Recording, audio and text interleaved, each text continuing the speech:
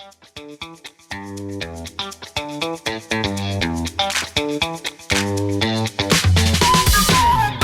hello, dads, and welcome again to the Dad Nation podcast.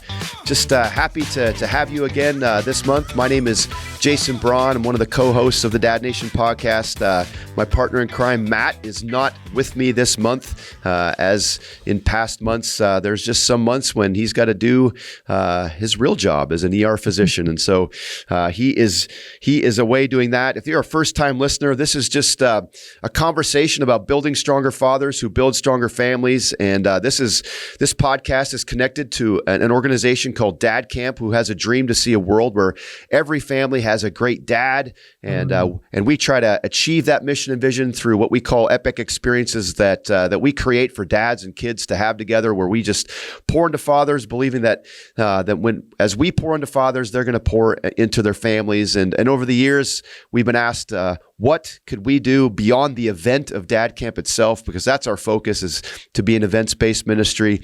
What could we do to add more value? And this was one thing that we started a few years ago as a way to encourage more and more fathers, both inside the Dad Camp family and outside. And so that's what we're doing here. And so just thanks for listening. If you're a first-time listener, just welcome to the podcast. And I'm excited today to have a guest with us. His name's Don Manning, and part of a ministry called Crazy Cool Family. And we just got connected recently, and this is literally, I think, our second conversation that we've had together. But after the first conversation, it was just an easy, hey, Don, we gotta get you on the podcast so that you can share your heart and your vision for ministry, for families with the dads of the Dad Nation podcast. So Don, just thanks for being with us today, and glad to have you.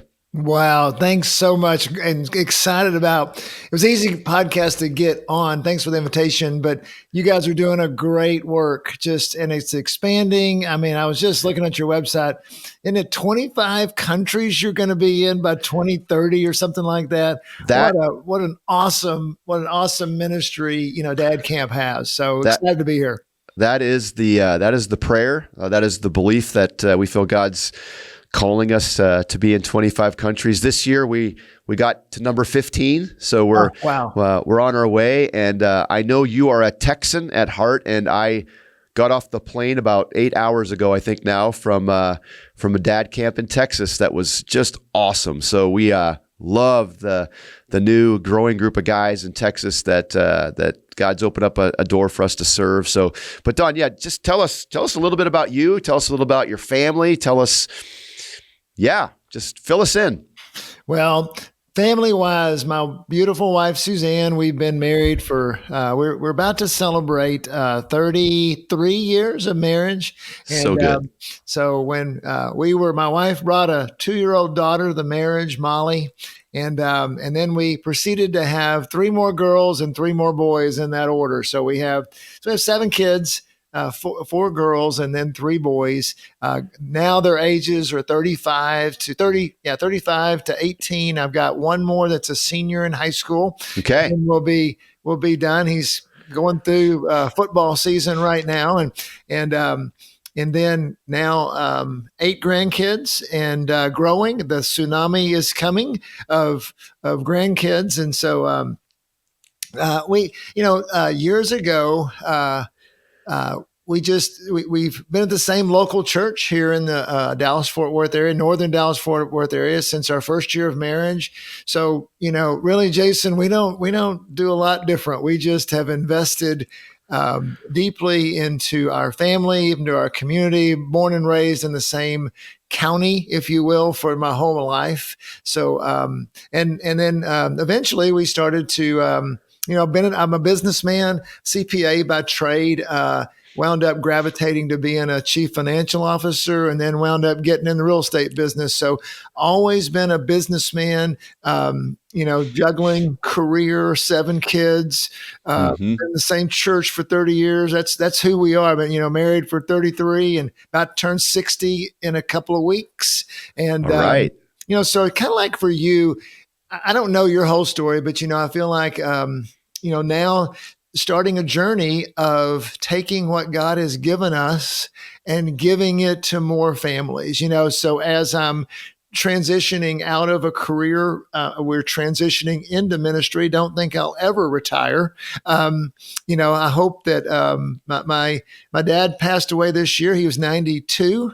So I'm hopeful that I got some good genetics and we can make a long run of ministering to families as we move forward in this next season, the last third of life, so to speak.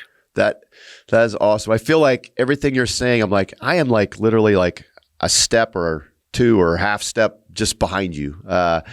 33 years of marriage. Bridget and I are going to celebrate 30 next year. Mm-hmm. Did you say 8 grandkids now? 8, yeah. 8. And I just found out in the last month that I'm going to be a grandpa for the first time. Wow. That's awesome. You'll love it. It's so fun. So yeah, that's another conversation you need to have with me to train me in grandpa world. So that's a whole new title that wow, I can't believe this. This is crazy. But that's January coming up. We're going to have a granddaughter. So we are really excited about that. You're a business guy turned ministry person. That's a little bit like me too. I was in the medical world, and before God called us into ministry. Believe it or not, you said you're a CPA. I think that was kind of my first goal. I think in high school, and I thought, what am I going to do with my life? The accounting thing was, I think, the first option I was going to pursue. And then it turned to physical therapy, a whole nother right-hand corner there. There's a whole story to that. But yeah, I love the financial stuff and love, that's part of my brain that. Well, I think for both of us, what I want to put out to men is the men that are listening to this podcast, the men that are going to dad camp is, I haven't been a pastor. I'm an elder in my church. When you've been there long enough, they don't know what to do with you anymore, so they make you an elder. But no, I'm kidding. But I mean, we've served at the church, and church has been I'm a big proponent of being involved in a local church. But what we're going to talk about today is real life stuff. For men who are in the working world. They are trying to be a great provider. They're trying to be a great dad. And it's real world stuff that we're going to talk about today with career and family and church and sports and activities and busyness and all the things that we go through as men. For sure. As we jump in, one of the things, we'll bring up the fact that you guys have written a book, you and your wife together, and I remember early on in the book you said that at one point you said you kind of prayed and were talking to God about like how is it that some families have great relationships with their kids and others don't, and as you kind of evaluated your family, you're like, we're in a pretty good place, and the relationships are healthy, and what is what was behind that? And it kind of led you to be like, let's just try to pass this on. And it's led to this concept called the Crazy Cool Family. That's what your ministry is called, which I think I love the name. But, tell us a little bit the origins of that and how that all started. Well, I would say this. So my son is a senior outside linebacker for little town called Argyle up in, the northern Dallas-Fort Worth area. And same coach, been there for 22 years. And when you come into Argyle football, they're not going to win every game, but they're a winning program, and they've developed and that coach been there 22 years, got a great system, got a great set of coaches. Things, may change, but they're a great program, and so therefore they win more than they lose because of the system, And I was early in my parenting, and I'm like, okay, and I'm a super competitive guy. I wish I was a better athlete so that I could have had more success with my competitiveness, but I was a guy who was going to always work hard, and I was always going to bring a lot. I was always going to, bring something to the game. And when I started parenting, in that first decade, I've got four. It's me and five women in my Yeah. house. Okay, at first, I'm I'm just clueless. It's I have no testosterone in my home. There's just, if I get the least little bit angry, it seems like they're just scattering like roaches in the light. I mean, it's like, and I don't really know what to do. And, and I think a lot of dads at that point, they give up. They, they go and they decide to play golf. They decide to, fantasy football becomes important. We're going to go figure out something to get out of the house. But secretly, like us, we all desire our great relationships with our kids. I mean, Yeah. I literally never talk. I can be talking to a dad who's a drug addict, Yep. and he still wants a great relationship Yep. with his child. I mean, it's across the board. Universal. But we don't know how to do it. And I faced that same thing. I was like, okay, how do I win this game? I'm a Christian. I mean, I'm trying to be. I'm being discipled at my church, so I am pursuing that. But I'm like, man, this whole marriage and family thing, it's like learning a new language. Mhm. It really is, and I don't get it. I feel like I'm speaking. I'm like trying to learn. I've never learned another language, but I mean, I feel like I'm trying to speak Spanish, and I don't really know how to. I'm like at the Duolingo stage of all it is just words but I said, I'm going to figure out how to win this game. And I remember telling the Lord, this is like several years into my parenting. I'm like, I said, there's two things I'm going to give you. One of them is I'm going to learn all I can about being a dad and a husband. And I'm going to try really, really hard to implement them. And if that does, and I'm going to pray, walk with the Lord. But I said, if that doesn't work, then at least I'll know I've given it my best. Yeah. So what happened there, from what my observation is, reading the book and knowing you a little bit, is you did that. You got after it. And here now at the season of life that you're in, with your youngest being 18, you're in a season where the family is healthy, the relationships are strong, and so it led to, okay, like what this reflection of, so what did work, what did I do as I learned and was clueless from the beginning, but I got after it.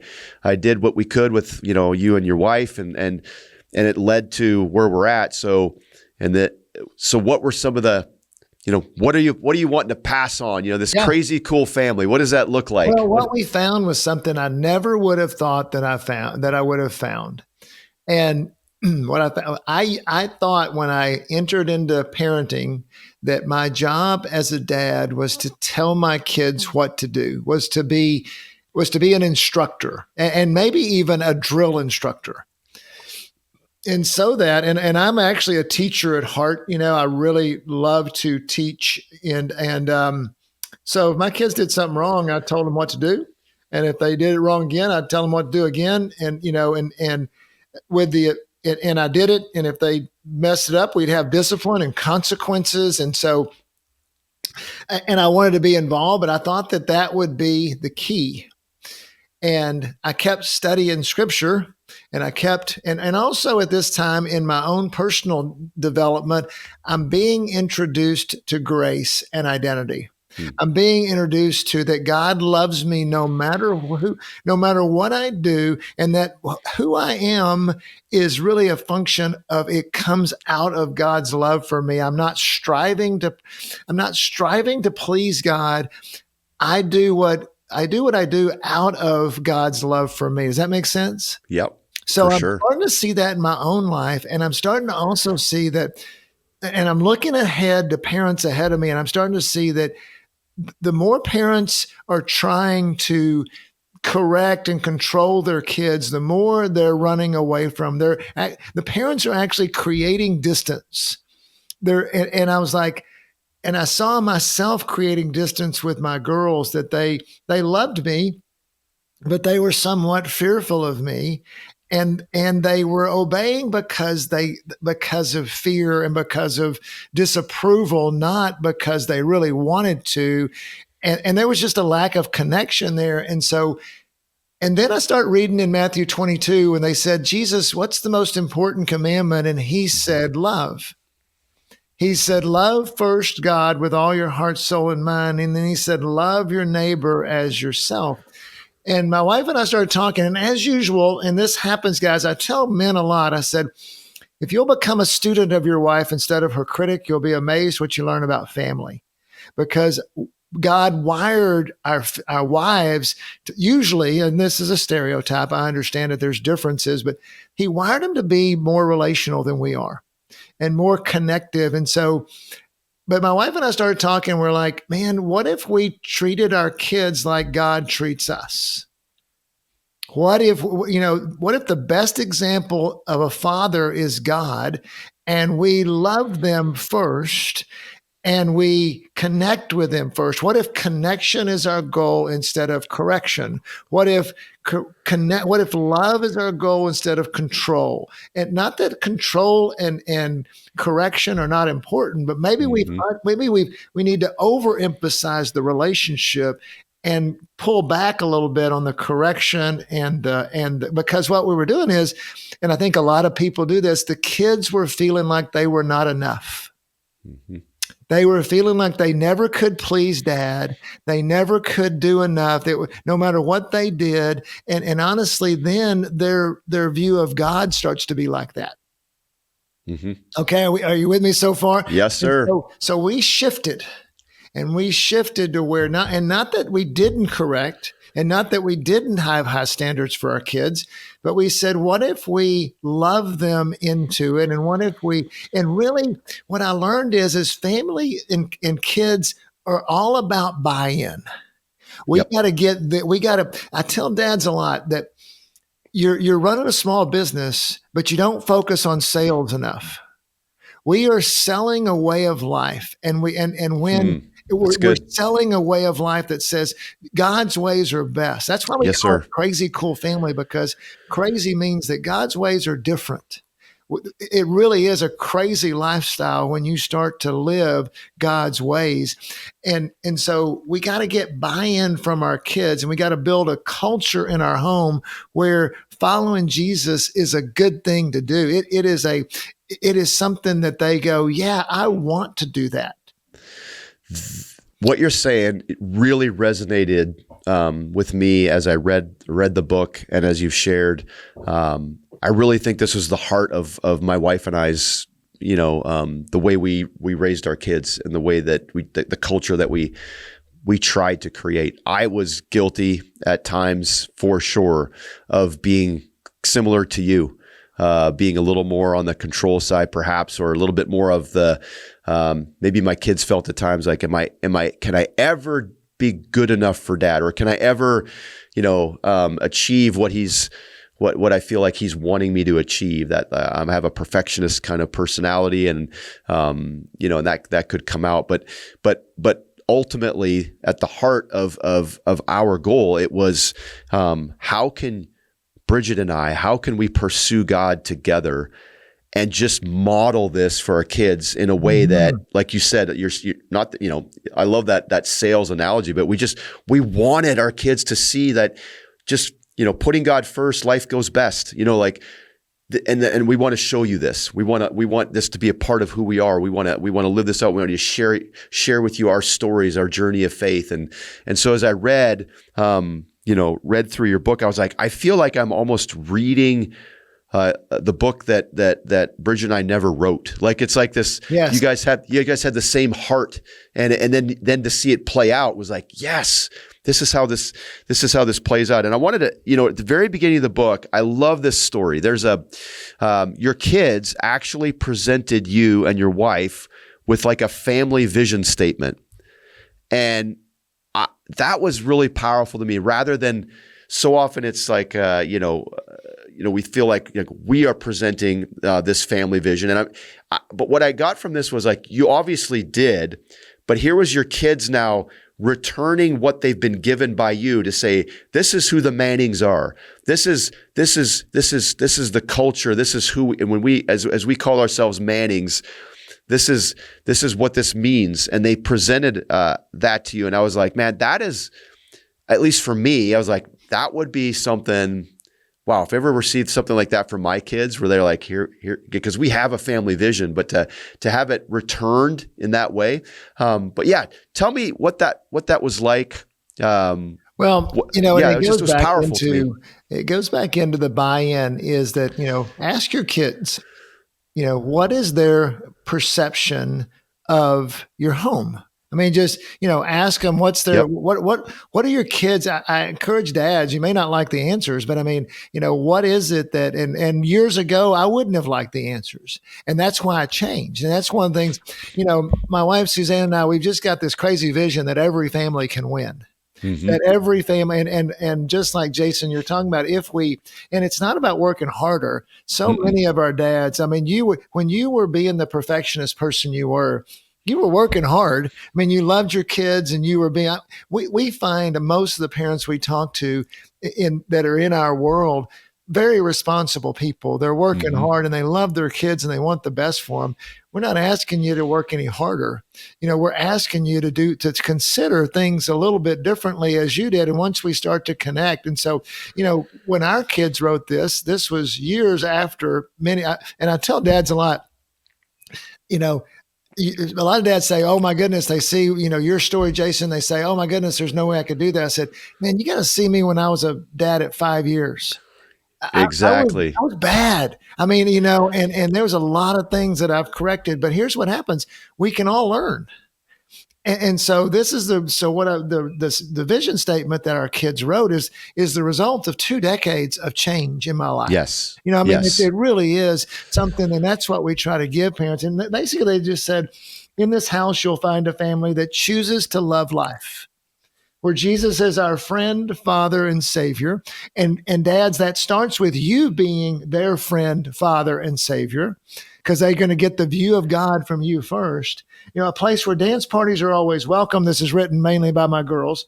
And secrets are never kept, where we stay up too late, sitting at the counter, talking about life, a place where a mom washes the world off of us and dad prays us out the door, where big sisters are sometimes moms and little brothers are best friends, where we find joy in just being together. We thank Jesus for our home and the people we share it with. This is what makes our house a home. So good. Nothing in there was about performance. Nothing in their perception of home was about achievement. Now, so then, dads, you may be saying, well, how do you get them to achieve? Okay, we achieve out of that love. You know, all of my kids are, you know, achievers in some way, shape, or form, you know, and they're all different. They have different lives. They've all gotten college degrees or are getting college degrees. It's not about, but their perception of family is, the emphasis is not on achievement. It is on creating who they are and believing in who they are. And that's what, and being together and the connection and the culture. We want a place where our kids want to come home. You know, we want a place where our kids want to be there. And then if we build it right on the inside, this is what I tell dads so much. If you'll build it right on the inside, you will conquer anything on the outside. You know, I'm about to send this next year my 7th kid to college. Okay. All right. Every time Suzanne and I have to assess where they are, because we're about to launch them into the world. And, you know, none of them are perfect. We're not perfect. I can't raise perfect kids because I'm not a perfect dad. But we did an assessment of each one. And you know what? Every one of them, we were confident they were ready to go out into the world. And they had their own faith. They had their own identity. And that's our goal. And so, and if we can do that, we have done a lot. And we know that we're, Amen. And the reason we know that is because we know them. We've taken the time to listen to them. We've taken the time to focus on the relationship, not on the behavior. That's so good. I remember early in the foreword, I think it was written by your pastor, but just, you know, 3 John chapter verse 4, but just, I have no greater joy than to see my children walking in the truth. And I you know, as a dad and as a mom, you know, as husband and wife, that's such the heart of, I think, what we want, especially as families of faith. And I was thinking of that, and the season that we're in. Just last weekend, not this one that just was coming out of, but 2 weekends ago, my youngest got engaged, Congrats. and next week, I know this podcast will come out after the fact, but as we're talking today, Don, next week my middle daughter's getting married, and then I've just found out my son and his wife are having their first baby. So there's this, but they're all following the Lord. Like that's their number. Like my youngest, as she posted her engagement and social media, she just thanked Jesus for bringing this, for bringing Gabe into her life and for starting this, this next journey. And as a parent, to just, to see where your kids are at this stage, it's what we've prayed for. It's what we've hoped for. And so that's kind of what, when I heard your kids, and what they wrote about their what they see as their family vision, and it's what you prayed for. It's what you guys worked for. And so what, I think, you've created,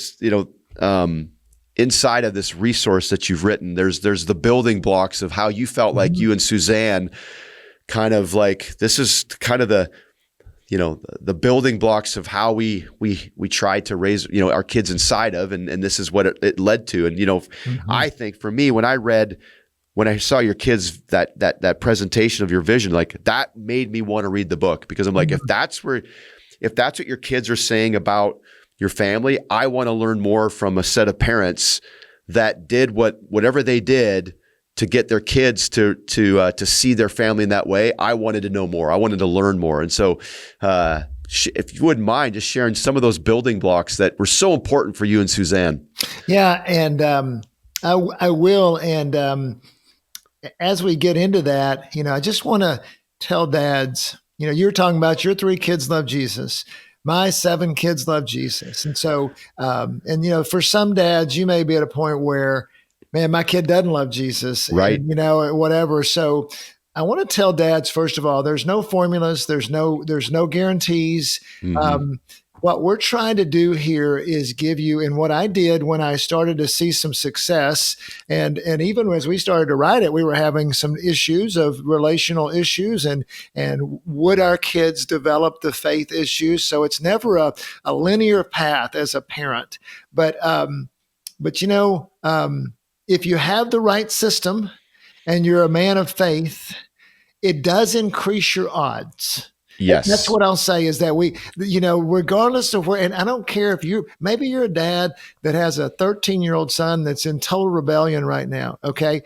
If you'll think about what we're about to talk about, then we'll increase your odds of success. Yes. And so that's all we can do. God, we do have an enemy out there. The battle is fierce. The battle is there, but, really just want to give you inspiration and encouragement. And for sure. And so, one of the things that I did when we started to have success, I remember thinking, man, I was studying all this stuff, and I am a teacher. I'm a thinker. I'm a guy that goes and studies stuff and figures things out. And I said, some of this stuff's confusing, and I'm a guy. I wish somebody just write me a playbook. I wish somebody would give me a system, if you will, that I could easily follow. And easily is a relative word, because it's not easy to be a forgiving dad, or it's not easy to be it's not easy to surrender to Jesus or whatever. But at least give me a clear path. How about that? Give me a direction. And so, and everything I did with Crazy Cool Family, I said, I want to be able to teach family in 5 minutes. I want to give the dads and moms a clear thought process in 5 minutes to be able to see a vision. Although it's going to take 5 to 10 years, hopefully you'll do it faster than I did, but at least we can give them the main concepts. And so I'll give you the main concepts here in just a few minutes. 3 commitments. Pursue God. The top of the house, and we have what we call our Crazy Cool Family house. And at the top of the house is pursue God. I'm going to give you 4 statements real quick that say the same thing. The best thing you can do for your family is to present them the healthiest version of you. The best fathers and mothers are first sons and daughters of the King. My example is more important than my instruction, and my life is my message. Okay. Mm-hmm. So all of those say the same thing. Your primary job as a dad is to deepen your relationship with Jesus Christ.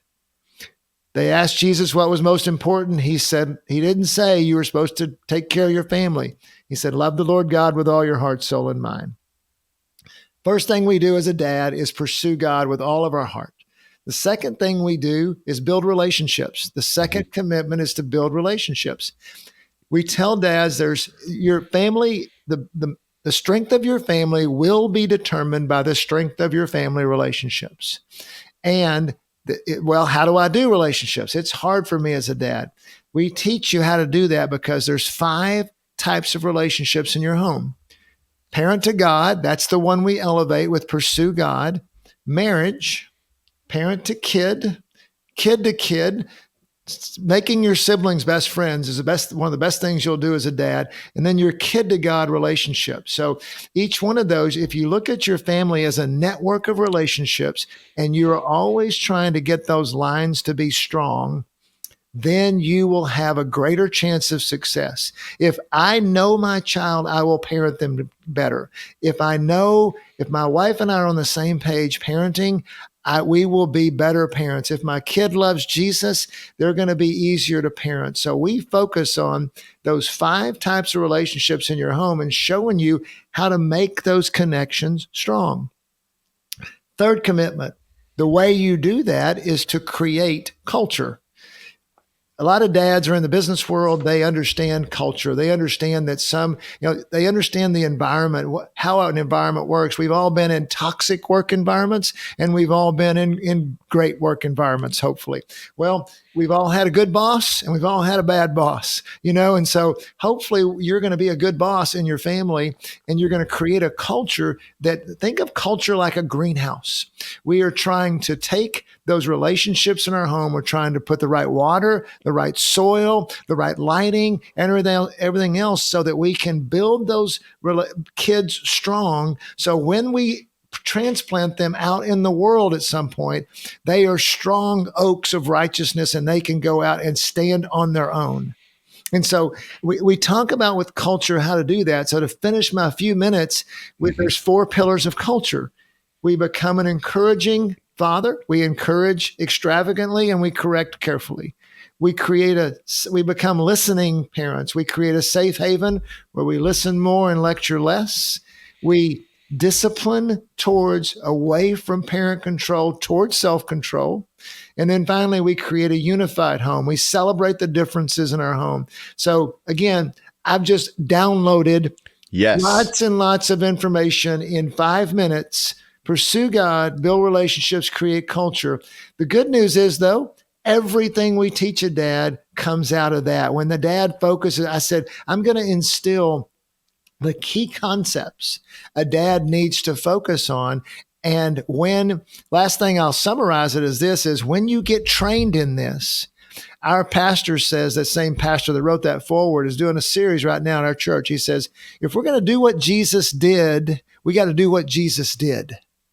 If we're going to do what Jesus did on the front lines in our parenting situations, in all the things we do, we got to get trained behind the scenes to be equipped. So when those incidents happen, as they do to all of us in parenting, we are trained to do the right things. And we are trained in how to build a culture. We're trained in how to build relationships.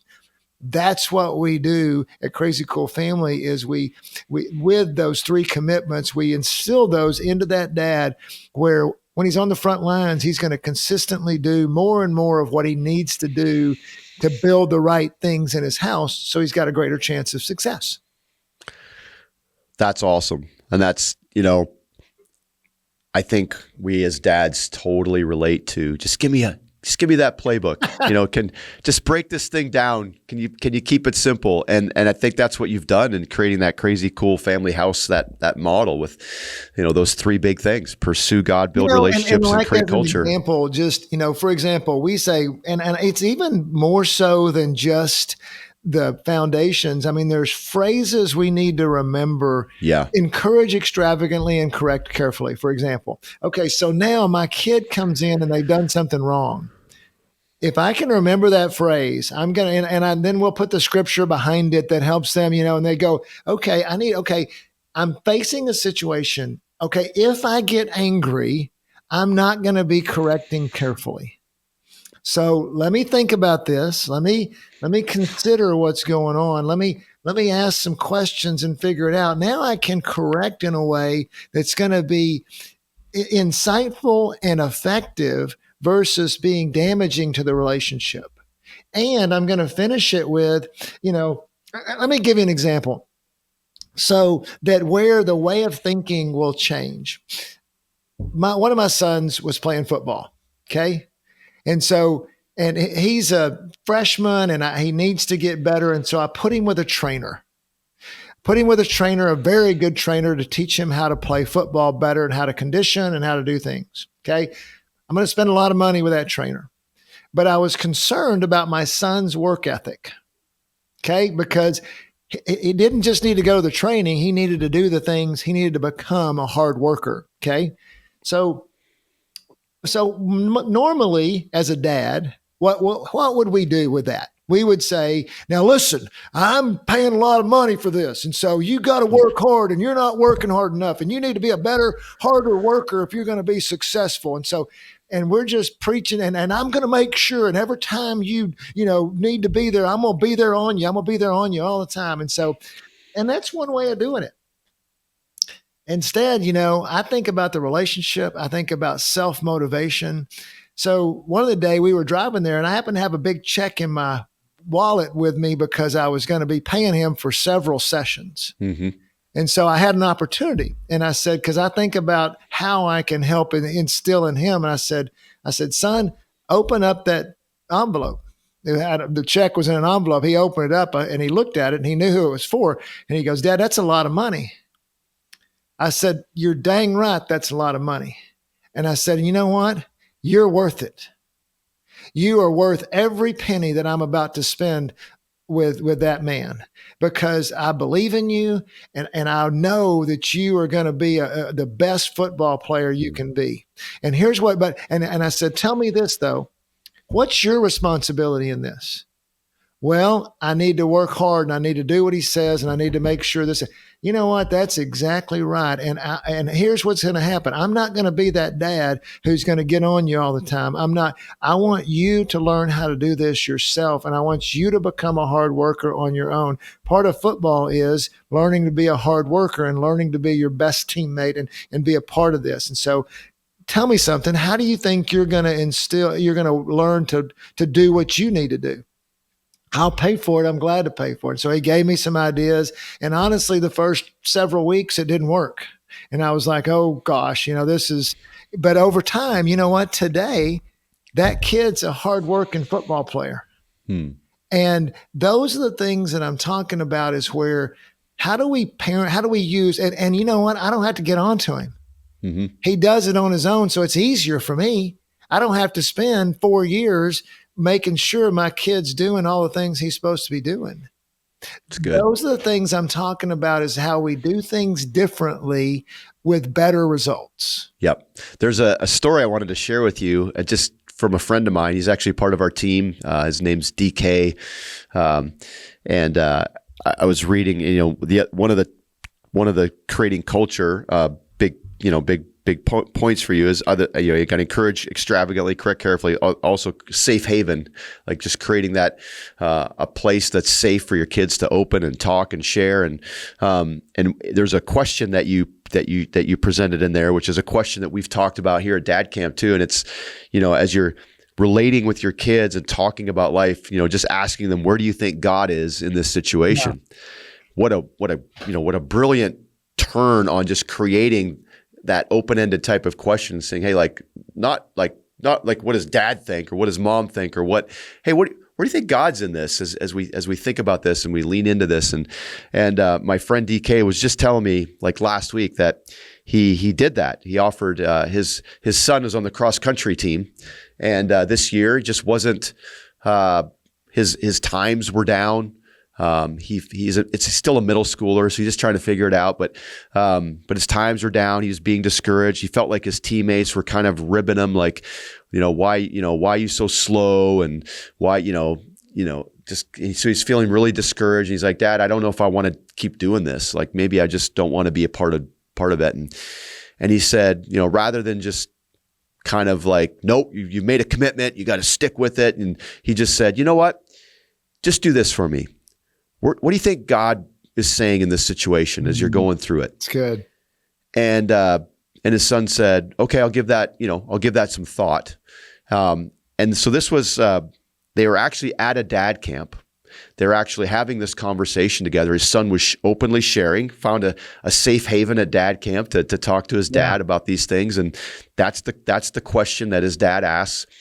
And 3-4 days later, his son's going to practice through the week. And one of the boys on the team that's a little bit older, that's a part of the Fellowship of Christian Athletes. And he's part of like helping lead that at his school. And this, he said to my friend's son, his son's name's Holden. He said, Holden, he goes, I see such like good character in you, and you're such an encourager to our team. And how would you like to help me with leading Fellowship of Christian Athletes? And Holden was like, didn't see that coming, didn't know where that was coming. And anyway, he went home to his dad that night. He said, you know what? You asked me, where's God in this situation? I was thinking about quitting. And he goes, I think the reason that I'm still on this team is that because I'm supposed to help my teammate with Fellowship of Christian Athletes. Oh, wow. And that's my role. And his dad like, okay, then then you stick to it. You just, you do that, and you go be a part of that, and you go serve there. And anyway, then they had a meet 2 days later. They had their next track meet, and he ran a personal best. And all year long, wow. Yeah. And all year long, he'd been like 2-3 minutes short and like slower than the year before. And then he goes out and he runs his best time. And because it's just the mindset changed, and he was seeing God at work, and it was just, there was encouragement there. And anyway, so I thought that was such a great story. Back to that shift. And by the way, that question that's asked, where is God in that? It came from my wife. It didn't come from me. And, so often if we listen to our wives and we are working together and we're not so heavy handed as dads, if we'll just, and again, sometimes most dads think like I did, that if I'm not heavy handed, it's not going to happen. It's not going to get things done. But it's a different mindset of saying, my job is to call out in my son who he is and who God wants him to be. It's not for me to drill him into, and through fear and through lack of approval, hey, he has to earn my approval. Okay, that's one way to parent. I get that. And it works, so fear and all those things, they work, and disapproval. But that's not how God parents us. And he says, I love you. I'm there for you. I believe in you, and I want the best for you. And what we found over time is our kids, imperfectly still, responded better to that than they did to the other way. And we had more success with less effort, and less effort, meaning that Jesus says at the end of Matthew 11, my yoke is easy. My yoke, it's a yoke. It still is a yoke. But right. My yoke is easy. My burden is light. And I'm like, I have 7 kids right now, and parenting's the easiest thing I do every day, because I know the relationships are good. I know their hearts. And it really does make it to where there's more of a flow to life. And you really do. There's nothing better. I mean, that's why we call it cool. The cool part is when family works, it's the coolest thing that can ever happen to you. Yeah. So true. So true. Man, there is so much. And I'm going to, you dads out there listening, as Don has outlined this crazy cool family model, inside of this resource that they've written, they really unpack it. And so it's super, I want to encourage you guys to dive into it more. I wanted to just, before we kind of end our conversation, Don, but I wanted to go back to, because there's one that that I don't hear, I never heard a lot of before, but something my wife and I really took to heart. And then I read it in the book, and I'm like, yes, I love just this reminder and this encouragement, and the fact that this was something you guys wrote and felt so strongly about, because I think so many parents maybe think, is that even possible? But we found it possible, and obviously you have found it possible. But in the building relationships, the side of siblings being best friends, that is something that really, I give my wife more the credit for sure, but that is something that she just took to heart and said, and I think you even wrote it, you guys wrote it too, you and your wife talked about like how the sibling relationships is the building blocks for worldly relationships. Like if we always said, if we can't learn to love each other as a family, how are we going to love people in the world when we go out and love people that we don't know, or we're getting to know, or working relationships, school relationships, if we can't love each other well? And so that became like a culture setter for us too, of like, that relationships with each other were such a high priority. And now, my girls, are the best of friends. And we see this playing out, and they were throughout life, like as much as they had their moments, of course, but they would always say, my best friend is my sister. And it was, I just loved reading that. Give you like a little, what do well, what did that look like for you guys? What I found, so it's interesting. We didn't just do this out of our experiences. Once we started to see some things that we're doing, we've literally talked to thousands and thousands of parents to see what worked and what didn't, and to see, okay, this Enneagram style, or this, somebody's an artist and somebody's we wanted to write it in a way that it wasn't just the Mannings. It was something that worked for everybody. And one of the things that we found is that siblings as best friends, that it was a key component that when you, and really what I'll say is, and again, my wife, we heard it. I never will forget somebody telling us at a conference, year 5 or so of our parenting journey, siblings should be best friends for life. And we're like, you got to be kidding me. That another one that was said to us is teenage rebellion is not inevitable. Really? Yep. Okay. Really. And so, and it gives you a new hope and a new vision. And we said, yes, hey, we're going to fight for that. We're going to, and what we talk about at Crazy Cool Family is creating values. That values are something that's important to us, and we decide as a couple what our values are, and we're going to fight for it, and one of those values was our kids will be best friends. Now, we didn't know how hard it was going to be. And I mean, and there were, and probably of the things that we did and accomplished in our family, I think that's the hardest one, the one that we worked the hardest at, because those relationships, I mean, there's, in that network of relationships, there's 45 different relationships in our home with 7 kids. Okay. A lot of those are the sibling relationships. I haven't counted how many, but I mean, probably 25 of them are the sibling relationships, one to each other. Yes. And literally we would watch those relationships, and when there was an issue with those, we would attack that. We would focus there, and literally, and there were some very difficult sibling relationships that we had to help have breakthrough. But man, it can work. And so, and we, even in our courses, we talk about the role of, I'll give them a little tidbit to take home with them, the role of the older sibling.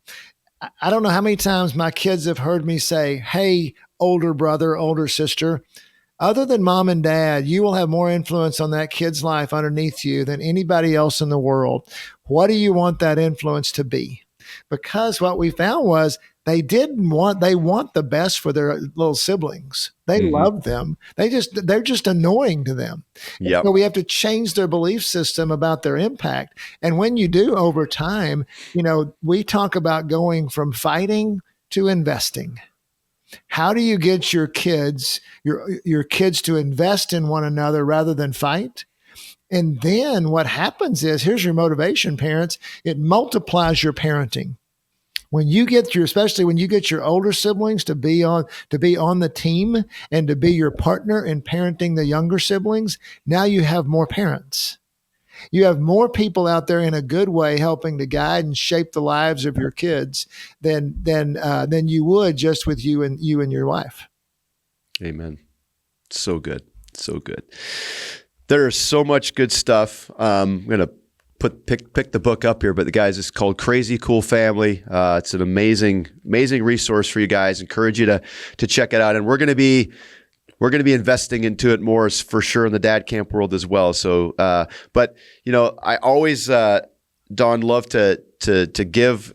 Matt and I always end up with this final 10% kind of question, like, hey, did you leave something unsaid, or is there something, if you got one last chance to speak to this group of dads, what would you say? And I wanted to, but before I let you have at that question, I wanted to quote you because I think it will lead into this. But you said, if I had one sentence to tell you how to be an effective parent, it would be to tell your children how God shows up in your life.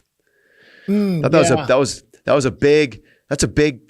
a big quote. I highlighted it. I wanted to bring it up. If I had one sentence to tell you how to be an effective parent, it would be to tell your children how God shows up in your life. Tell us a little bit about what you meant by that. That one, and I'm going to have to add another to it as well. But all right, number one is you share your life with your kids along the way. Deuteronomy 6 says it's when we lie down, it's when we wake up, when we go to bed, when we're at meals.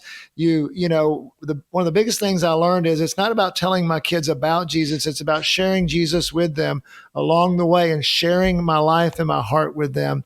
And they will follow even my mistakes. I'm struggling with this. This is, it's not just about all your wins, but it's about they need to see in you, parents, a real Jesus that a real person is following, and they will follow that person. They will follow the person who's following Jesus.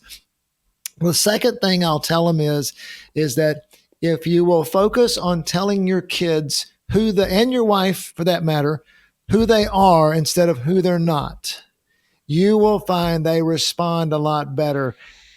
So often it's like, you are a mighty man of God. You are a great, and they'll say, well, what if they're not? Well, let's call out who they are by, let's call out what will be.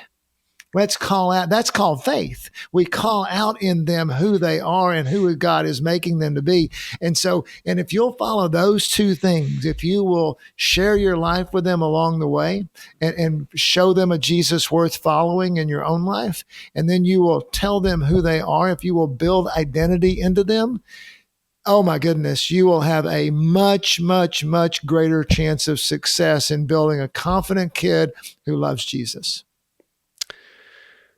Good truth. So good. I would say to you, Don, I shared this on the podcast a few months ago, but in light of what you just said, and in light of having a vision for your family and just thinking back, as we're entering the empty nester stage of life ourselves, I reached out to the kids a couple of months ago, and I just said, as you reflect back on your childhood and being raised by your mom and dad, like, what were the things that you feel like really added, like that really propelled you in your faith, that really encouraged you to make your faith your own, really encouraged you to be who you are today?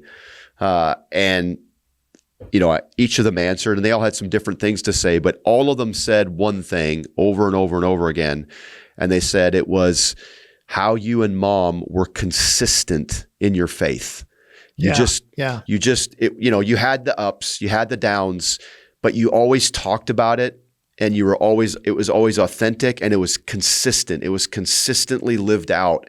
And we just saw a mom and dad who prioritized that, and it was real. And when it was real and consistent, it became attractive to us. And that's why we wanted to consider it for ourselves, because we're like, it wasn't forced, it wasn't pushed, it was just lived out in a consistent, attractive kind of way. And so I think that's really what you were saying. Sometimes dads take consistency as meaning perfection. No, but really it's, and we say it, the consistency is important. We talk about, it's not about perfection, it's about direction. If your kids can see that you are consistently pursuing God and you're willing to step out in faith, that's what attracts them. It's not your perfection. It's not, oh, Dad always got it right. I mean, but it's that you are consistently pursuing. I think that's so wise. So yeah, absolutely. Well, thanks so much for having me on. I hope the dads you've just got a sense of. One of the things I like to end with too is just remember what I told God at first is, I'm willing to learn and I'm willing to try. Mm-hmm. When we do those, so I just challenge dads as we finish here, be a learner, try new things. All of us haven't known. I'm a better dad today than I was at year 5. And that should be happening. Yeah, I'm at year 34 now. I mean, if I'm not better now, something's wrong. And so what are you going to do to be a better learner, to be a better dad? What are you going to do today to be a better dad? I've got some resources for you. You can go to crazycoolfamily.com. What I try to do is say, how can we hone this message in where it's easy for you to learn? And so that's what we do. But if you're not willing to be a learner at first, probably not going to happen. Amen to that. I mean, Dad Camp got started because of where you said you were in the early journey. Is like, I don't know what I'm doing. I want to be the best dad I can be, but I'm not feeling that equipped. There's not a whole lot out there that I can find to help equip me. And so I learned more in Dad Camp over the last 19 years than I think I'm going to claim that I learned more than anyone else. Yeah, exactly. And but it's been, and we say as part of our ministry too, like there's not a lot out there for us as fathers. And so Dad Camp becomes this annual deposit that we say, hey, once a year, there's a place you can go called Dad Camp, and you can go with your son, you can go with your daughter, and we're going to give you different content. We're going to give you some new tools for your tool belt. We're going to encourage you in different ways. We're going to give you different ways to bless your kids. And it's part of that learning thing that you're talking about, Don, like, be a learner, and every year come invest into yourself, because when you invest into yourself, it's going to be investment into your family. It's going to be investment into your marriage. Yeah. And so for sure, just keep learning, just keep growing, and knowing that, you're never going to be perfect at it. But as long as we're authentically pursuing our faith and authentically trying to love the Lord, as you said, first and foremost, love our families well, man, God's going to bless that. God's going to be in that, and He's going to lead you. So yeah, you already, how can the dads connect with you more? So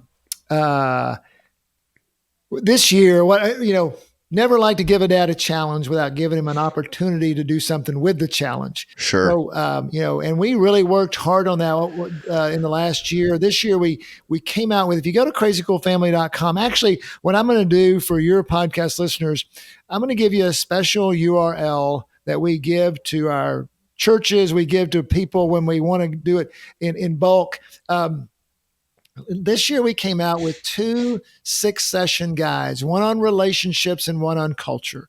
So, and they are 6-session guides. So 6 times in each one. So 12 total.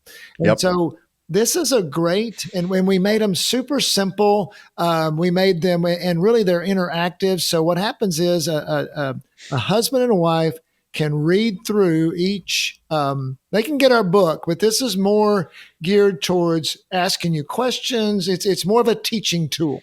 The book is a great tool to read. The guides are more teaching tools. And so I would just challenge every dad. You can go to, it's crazycoolfamily.com/special-offer. We'll put the link in the URL or the link in the show notes, but go there. Get a guide, get both guides, and we give you a discounted price on that than what you can do if you go to Amazon.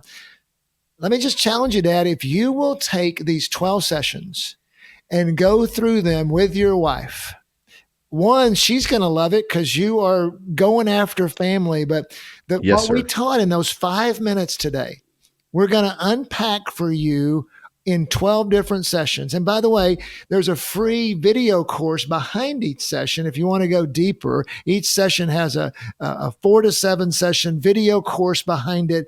There's no reason you can't learn how to build your best family. It's all sitting right there. The only thing that's stopping you is time, effort, and energy and willingness to do it. And I encourage you to put your wives in there with you so you guys can get on the same page, and she'll love you for it. And that special offer is there. And then the last thing to do is just go to crazycoolfamily.com and check out our other resources. It's all there for you. There's no reason you can't win at family, and every dad can win. Main thing Jason and I want to do is inspire you to go win, to have a vision for family, and then figure out how to do it, and then give you some resources to make it happen.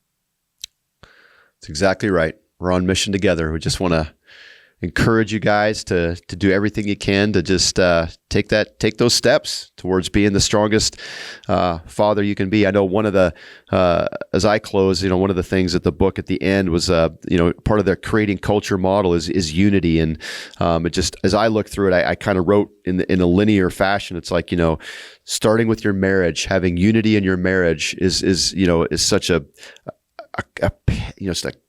just a necessary thing as part of and a unified marriage leads to a parenting vision that you can have together with you and your wife. And then that parenting vision will lead to a family vision, something similar to like what you heard Don and his kids present to them, something we've talked about in past episodes about developing a family vision for your family, presenting that and having that to live from. This is who your family is. This is our core values. This is what we're all about. And that just creates this unity that creates a crazy cool family. So we're really thankful for you guys listening. Don, just thanks for adding value, adding value to my life, adding value to the lives of families throughout, your network, and now into the Dad Camp community. We're really thankful, and thanks for investing into us today. Oh, awesome. And I want to get to a dad camp. I'm excited to make that happen. And I would encourage every dad. It's great to do retreats with your son, with your kids.